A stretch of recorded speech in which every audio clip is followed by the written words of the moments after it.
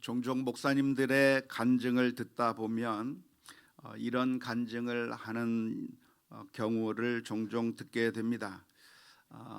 교회를 개척을 했는데 같은 교회 건물 안에 교회만 있는 것이 아니라 점집도 같이 들어가 있어서 한 번은 그 뒤에 들어가 보았더니 그날 점쟁이가 오늘은 점괘가 안 나온다면서 혹시 이곳에 예수 믿는 사람 있는가 아니냐 말했다고 해서 아주 신기했다고 하는 그런 간증을 하는 경우를 종종 듣게 됩니다. 혹시 그런 간증을 들어보신 적이 있습니까? 예, 저만 들었나요? 종종 그런 간증들을 하시는 분들이 계신데요. 그렇게 간증하는 이유가 무엇일까요? 아마 그런 신기한 경험을 했기 때문에 하는 것일 수도 있겠지만 그런 이야기를 할 때는 그 이야기를 통해서 어떠한 결과가 의도되냐면 나는 목사다라고 하는 것을 은연중에 이야기하고 싶은 그런 마음이 있는 것입니다.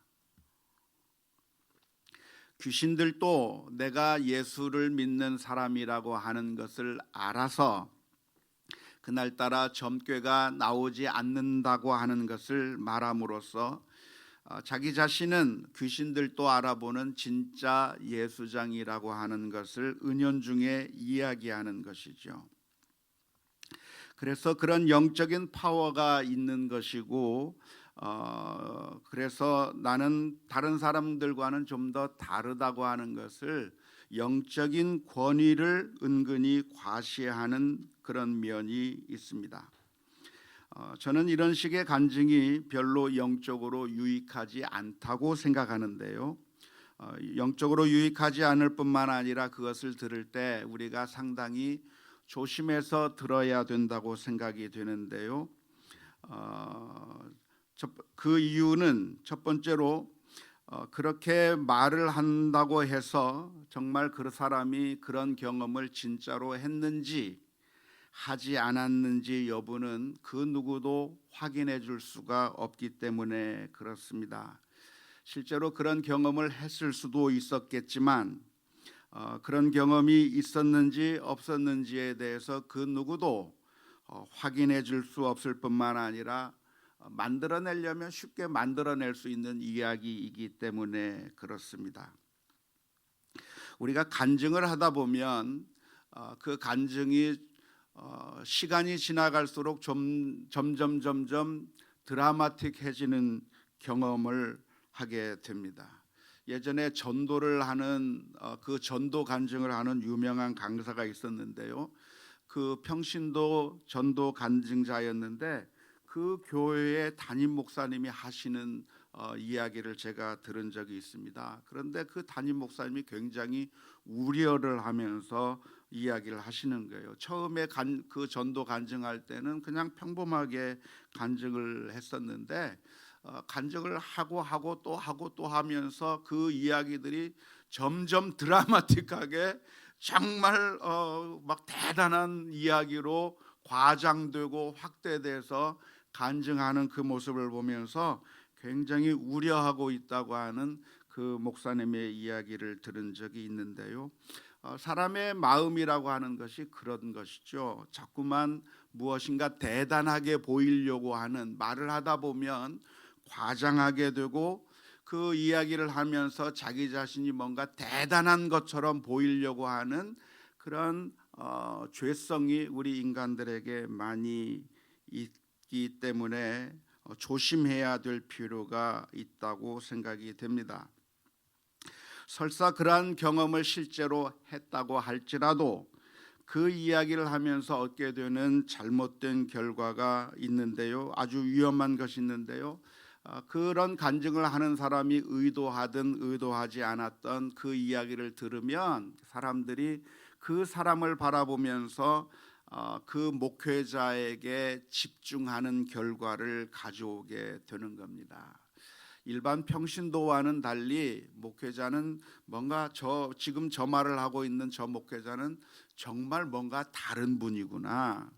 우리와는 좀 뭔가 좀 차원이 다르구나. 영적으로 어떤 뭔가 대단한 것이 있기 때문에 점쟁이도 알아보는구나라고 그런 인상을 받게 되는 것이고, 결과적으로 성도들이 목회자를 의존하는 방식으로 신앙생활을 하게 되는 것이죠.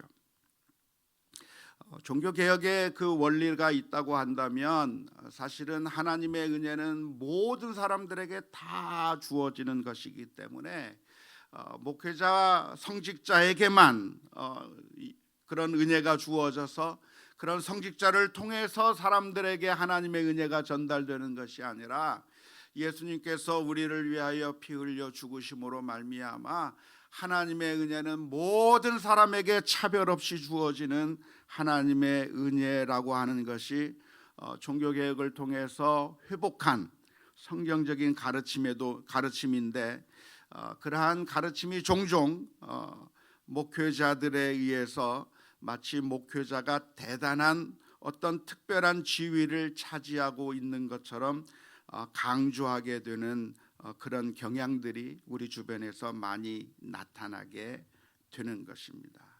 그래서 목회자들에게는 사실 어떤 유혹이 있냐면, 목회자가 일반 성도와는 좀 영적으로 차원이 다른 사람이라고 하는 것을 드러내고 싶은 유혹이 목회자에게 있습니다.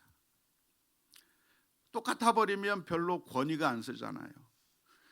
일반 성도들이랑 똑같다고 얘기해 버리면 목회자가 권위가 안 서기 때문에 목회자는 일반 성도와는 좀 더 다른 사람이라고 하는 것을 의도적으로 드러내야 성도들이 좀 인정도 하고 따르기도 할 것 같기 때문에 그것을 드러내고 싶은 유혹이 목회자들 가운데는 많이 있습니다.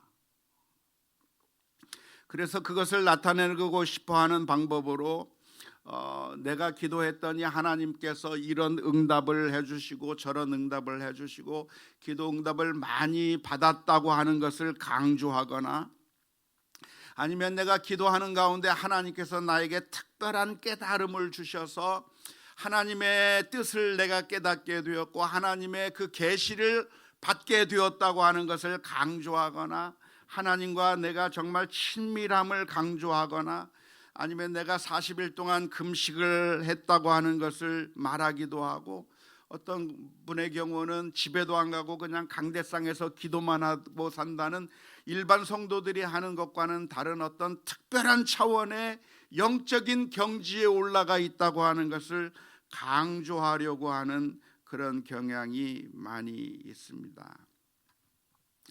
하지만 나중에 그렇게 강조하는 것이 오래 안 가서 목회자도 알고 보니까 우리랑 별로 다를 게 없다고 하는 것이 들통이 나면 그때부터 문제가 되는 것이죠. 그런데 복음이라고 하는 것이 무엇이냐면, 복음은 목회자를 높이는 것이 복음이 아니라 예수님이 우리의 구원자가 되신다고 하는 사실을 정확하게 이야기해 주는 것이 복음입니다.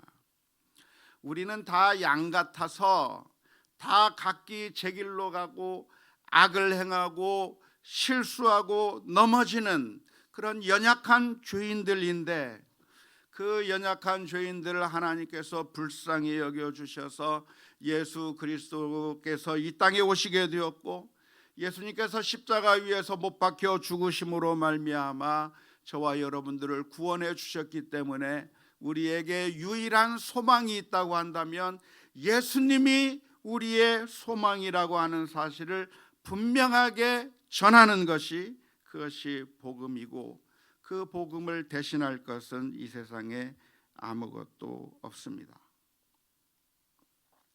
따라서 사도들은 복음을 증거하다가 사람들이 복음을 전하는 그 사도들에게 주목하지 말라고 강조했습니다. 베드로와 요한이 성전 미문에 있는 사람을, 그 구걸하고 있던 그 사람을 걷게 한 일이 있었는데요. 엄청난 기적이 일어난 겁니다. 한 번도 걸어본 적이 없는 그 사람에게 예수 그리스도의 이름으로 걸을 수 있도록 그렇게 만들어주게 되자 그 주변에 있던 많은 사람들이 정말 깜짝 놀라가지고 솔로몬의 행각 주변으로 다 모여들면서 베드로와 요한이 그 엄청난 일을 행하는 그 모습을 보면서 수많은 사람들이 그 자리에 모여들었을 때에 베드로는 이런 이야기를 했습니다. 사도행전 3장 12절의 말씀인데요. 베드로가 이것을 보고 백성에게 말하되 이스라엘 사람들아 이 일을 왜 놀랍게 여기느냐? 우리 개인의 권능과 경건으로 이 사람을 걷게 한 것처럼 왜 우리를 주목하느냐라고 이야기를 한 것이죠. 사람들이 바라보아야 될 것은 기적이 일어나게 된 바로 그 매개로 사용된 그 베드로와 요한을 바라볼 것이 아니라 우리가 바라봐야 될 대상은 오직 예수님을 바라보아야 한다고 이야기한 것입니다. 이와 마찬가지로 바울 사도도 복음을 증거하러 다니는 가운데 루스드라라고 하는 곳에서 한 번도 걷지 못했던 사람을 일으켜 걷게 만든 기적을 행한 일이 있습니다. 그 광경을 보고 수많은 사람들이 바울과 바나바 앞에 모여들어서 그 앞에 경배하려고 했습니다. 하나님이 신이 이 땅에 내려와서 바울과 바나바라고 하는 제우스와 헐미스라고 하는 그 신이 내려와서 우리 가운데 기적을 행한다고 생각하고 바울과 바나바 앞에 예물을 가지고 와서 제사를 하려고 하는 바로 그 두 순간에 바울과 바나바가 이렇게 이야기를 했습니다. 사도행전 14장 14절 15절 말씀인데요. 두 사도 바나바와 바울이 듣고 옷을 찢고 무리 가운데 뛰어들어가서 소리질러 이르되 여러분이여 어찌하여 이러한 일을 하느냐? 우리도 여러분과 같은 성정을 가진 사람이라. 여러분에게 복음을 전하는 것은 이런 헛된 일을 버리고 천지와 바다와 그 가운데 만물을 지으시고 살아계신 하나님께로 돌아오게 함이라. 복음을 증거하는 가운데 우리가 전해야 될 대상이 있다고 한다면 예수님이 우리의 구세주시고 예수님이 우리의 구원자라고 하는 사실을 강조해야 되는데 그 가운데서 수많은 유혹을 받아서 예수님을 소개하기보다는 예수님의 이름을 팔고 있는 자기 자신을 드러내고 자기 자신이 뭔가 대단한 사람인 것이냐, 그래서 나에게 잘하고 나에게 순종하고 나에게 무엇인가 잘 대접하면 그러면 복을 받을 것처럼 속이는 일들이 생기게 된다고 하면 그것은 복음이라고 말할 수가 없을 것입니다. 오늘 본문에 보면 예수님께서도 비슷한 모습을 보인 적이 있습니다. 예수님께서 가시는 곳마다 사람들이 따라오게 되었는데요. 예수님께서 기적을 행하시는 그 모습을 보면서 수많은 사람들이 따라오고 기적을 바라보면서 그렇게 따라오게 되었는데 그 가운데 오늘 마가복음 3장의 말씀에서는 귀신 들렸던 사람들의 입에서 예수님을 고백하는 장면이 오늘 본문에 기록되어 있습니다. 귀신들이 예수님을 보고 소리를 질러서 당신은 하나님의 아들입니다라고 고백하는 그 장면이 기록되어 있는데요. 귀신들이 소리를 질렀다고 했는데 아마도 귀신들이 소리 질렀다기보다는 귀신 들려서 제정신이 아닌 그런 사람들이 예수님을 만나자마자 그들이 고백을 한 것처럼 보입니다. 당신은 하나님의 아들입니다 라고 하는 그런 고백을 하고 있는 것이죠. 성경 말씀은 당신은 하나님의 아들이니다라고 그렇게 번역을 해놨는데요. 사실 이 표현은 그 뉘앙스가 어떤 뉘앙스냐면 강조하는 뉘앙스입니다. 헬라어 표현을 우리가 살펴보게 된다고 한다면 주어가 하나 더 들어가 있습니다. 헬라어라고 하는 언어는 주어가 필요 없는 언어입니다. 그래서 동사만 써도 주어가 이미 그 동사 안에 주어가 내포되어 있기 때문에 굳이 주어를 안 써도 당신이 하나님의 아들이라고 하는 것을 충분히 표현할 수 있는 언어가 헬라어입니다. 그런데 이 표현을 보면 어떤 표현이냐면 주어를 하나 더 써서 당신이 하나님의 아들이라고 하는 그런 고백을 하고 있는데, 이것을 우리가 좀 더 생생하게 뉘앙스를 살려서 번역한다고 한다면 이 세상에 다른 그 누구가 아니라 바로 당신이 하나님의 아들이라고 하는 그런 고백을 이 귀신들이 한 것입니다. 그 모습을 본 사람들의 반응이 아주 깜짝 놀랐을 거라고 추측을 할 수가 있겠는데요.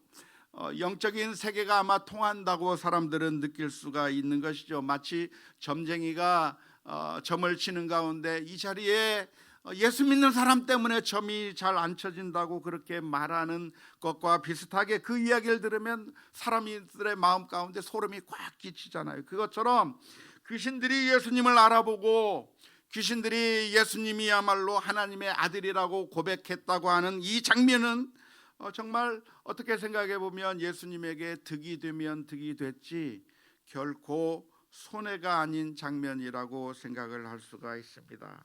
만일 그 장면을 경험했다고 한다면 그 이야기를 떠벌리고 다니면서 이런 귀신들도 내가 하나님의 아들이라고 인정했다고 그렇게 떠벌리고 다니면서 자랑할 만한 사건이면 사건이었지 그렇게 손해가 될 일은 아닐 거라고 생각이 됩니다. 그런데 놀랍게도 예수님께서는 그 이야기를 듣고 난 다음에 귀신들을 향해서 책망하셨습니다. 그런 이야기를 하지 말라, 자기 자신을 나타내지 말라고 경고해 주셨습니다. 그런 이야기를 하지 말라고 경고해 주셨는데 이 경고했다고 하는 이 우리나라 말 번역도 조금 아쉬운 번역입니다. 경고했다고 하면 어떤 의미가 생각이 납니까? 그냥 하지마 이 정도 얘기한 것처럼 느껴지잖아요. 그런데 이 경고했다고 하는 이 표현에서 사용된 이 헬라어 단어는 어디에서도 사용된 단어냐면 마태복음 8장에서도 사용된 단어입니다. 마태복음 8장에서 풍랑이 일어나서 배가 흔들리고 그래서 아주 위험에 빠졌을 때 예수님께서 그 풍랑을 보시고 꾸짖으시면서 잠잠하라고 했을 때 그 바다가 잠잠해진 그때 썼던 단어가 바로 이 단어입니다. 예수님께서 풍랑을 꾸짖어서 잠잠하라고 했던 바로 그 단어인데요, 예수님께서 그 귀신 들린 사람들이 예수님을 향해서 당신은 하나님의 아들이라고 외치고 있는 그 상황 가운데서 조용히 하라고 말을 하지 못하게 하셨다고 한 것인데, 그것은 바로 입을 틀어막아서 그 귀신들로 하여금 더 이상 말을 하지 못하게 만들었다고 하는 그런 의미로 이해할 수가 있을 것입니다. 예수님께서는 왜 이 귀신들이 당신은 하나님의 아들입니다라고 고백하는 그 고백을 하지 못하게 만드셨을까요? 오늘 본문의 말씀에서는 그 이유를 나타내고 있지 않기 때문에 우리가 추측을 할 수밖에 없을 텐데요, 수많은 신학자들 혹은 설교자들은 이렇게 추측합니다. 아직 때가 아니었기 때문에 아직은 나타내지 말라고 말했던 것이 아닐까, 아니면 단순히 기적만을 원하는 것을 원치 않아서 예수님께서 그렇게 하지 않았을까라고 추측하고 있는데요, 제가 볼 때는 한 두 가지로 그 이유를 생각해 볼 수가 있을 것 같습니다. 첫 번째는 예수님은 굳이 이런 사람들의 증언이 필요가 없기 때문이 아닐까 싶습니다. 힘이 없는 사람들은, 별로 능력이 없는 사람들은 옆에서 자꾸 누가 이야기를 해줘야만 그 사람의 가치를 이야기할 수가 있겠지만, 예수님은 굳이 사람들의 증언이 필요 없고 예수님 자체로서 충분하기 때문에 이 말이 필요 없지 않겠나 생각이 들겠고요, 더 중요하게는 이 귀신들이 하는 이 이야기가 사실은 믿음의 고백이 아니기 때문에 그렇게 중단시켰을 것이라고 생각이 됩니다. 이 귀신들의 문제가 무엇인가요? 귀신들이 예수님께 나와서 당신은 하나님의 아들이라고 고백하고 있는데 그 고백의 문제가 무엇인가요? 그 고백의 문제가 무엇이냐면 이 귀신들은 예수님이 누군가에 대해서 정확하게 알았다고 하는 거예요. 지금 이스라엘 민족들은 혼란스럽습니다. 예수님께서 기적을 행하기도 하고 여러 가지 일들을 하고 있을 때 그것을 바라본 이스라엘 민족들은 과연 예수님이 누굴까? 예수님이 정말 대단한 사람이구나 정도는 알겠지만 마술사인가? 예수님은 어떤 선지자인가? 혼란스러워하고 있고 예수님이 정확하게 누군지 모르고 있는 가운데 있는데 귀신들은 놀랍게도 예수님이 정확하게 누군지를 알고 있었다고 하는 것이죠. 하나님의 아들, 예수님이 바로 하나님의 아들이라고 하는 것을 알았어요. 하나님의 아들이라고 하는 것은 하나님보다 조금 못하다고 하는 그런 의미가 아니라 정확하게 하나님이라고 하는 의미입니다. 사람의 아들이 사람이 아닌 게 아니라 사람이라고 하는 의미인 것처럼 하나님의 아들이라고 하는 말은 하나님보다 좀 못한 사람이라고, 못한 분이라고 하는 걸 의미하는 것이 아니라 정확하게 하나님 100% 하나님이라고 하는 그런 의미인데 이 귀신들은 예수님이 하나님이라고 하는 것을 정확하게 알고 있었던 것이죠. 하지만 귀신들의 문제가 무엇이냐면 예수님이 정확하게 하나님의 아들이라고 하는 것을 알고 있었지만 그 예수님을 나의 구주로 영접하고 예수님을 신뢰하고 예수님과의 생생한 영적인 관계 속으로 들어올 수는 없는 것이죠. 귀신의 문제가 무엇이냐면 바로 그거예요. 정확하게 알아요.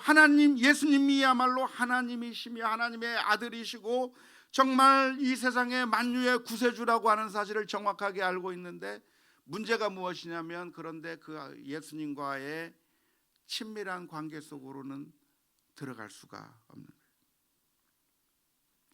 지난 시간에 우리가 마가복음 3장 1절에서부터 6절의 말씀을 살펴보았는데 그때 등장한 사람들이 누구냐면 바로 바리새인들이었습니다.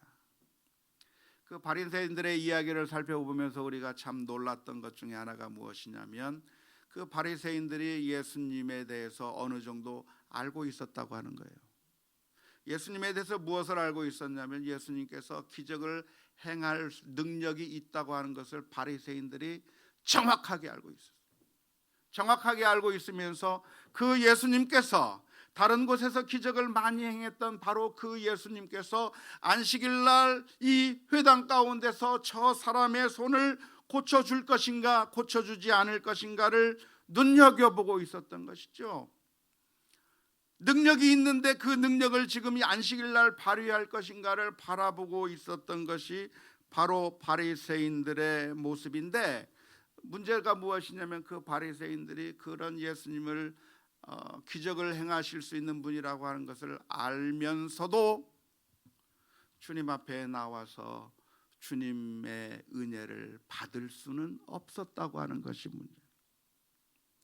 바리새인들도 예수님 앞에 나와서 주님 나를 불쌍히 여겨 주옵소서, 나를 긍휼히 여겨 주옵소서라고 주님 앞에 나와 엎드린다고 한다면 주님께서 은혜를 베풀어 주실 수가 있는데 놀랍게도 그 바리새인들은 예수님이 능력을 행할 수 있는 분인 것을 알면서도 죽이려고 하는 기회만 찾고 있었고 고발할 기회만을 찾고 있었다고 하는 것이죠.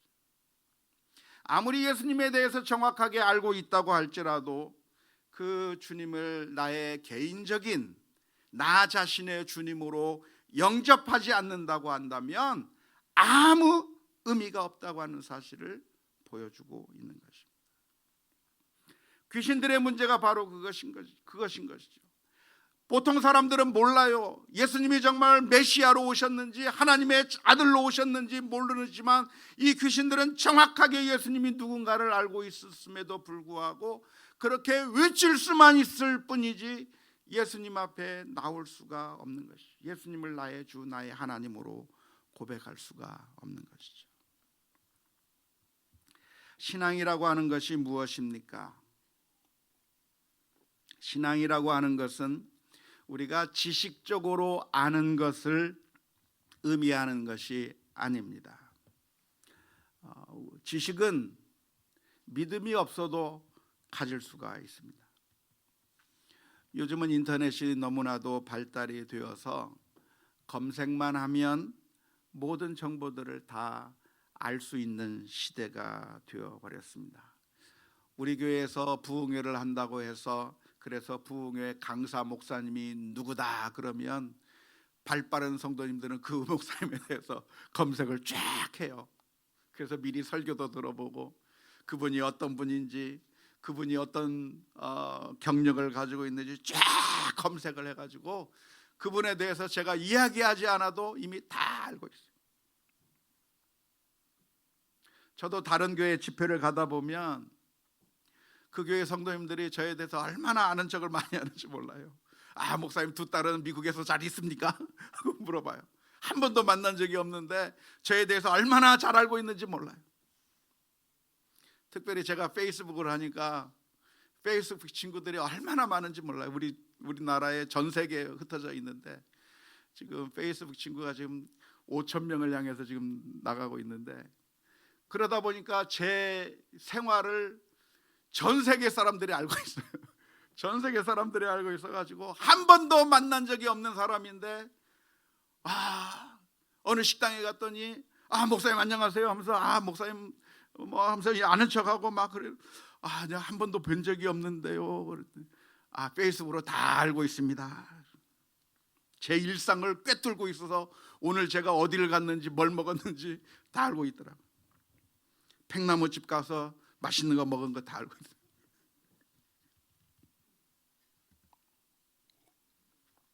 그런데 그렇게 아는 것과 친밀한 관계 속으로 들어가는 것은 전혀 별개의 문제입니다.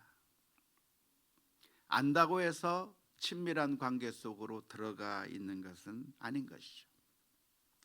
사실 제 두 딸은 저에 대해서 아무것도 몰라요. 정말 몰라도 이렇게 모를 수가 없을 정도로 아무것도 몰라요. 제가 어떤 학교를 졸업했는지도 몰라요. 제가 어느 교단 소속 목사인지도 우리 딸들은 몰라요. 제가 어떤 책을 썼는지도 우리 딸들은 몰라요. 정말 지식적으로 따진다고 한다면 우리 딸들이 저를 아는 것보다 아마 여러분들이 저를 알고 있는 게 더 많이 있을 것 같아요. 그런데 우리 딸들은요, 필요할 때 저에게 이야기를 해요. 아빠, 지금 이렇고 저렇고 상황이 이렇고 저렇고 한데 우리 아이가 대학 다닐 때 돈이 필요하면 이런 얘기 저런 얘기 하다가 그래서 그런데 아빠 돈 좀 보내줘.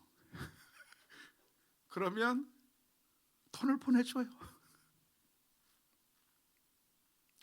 우리 둘째 아이가 뉴욕에서 생활하면서 이런저런 일을 하다가 어느 순간에 제게 전화를 걸어서 이야기를 합니다. 아빠, 이런 일이 있는데 아빠 나를 위해서 좀 기도 좀 해줘요.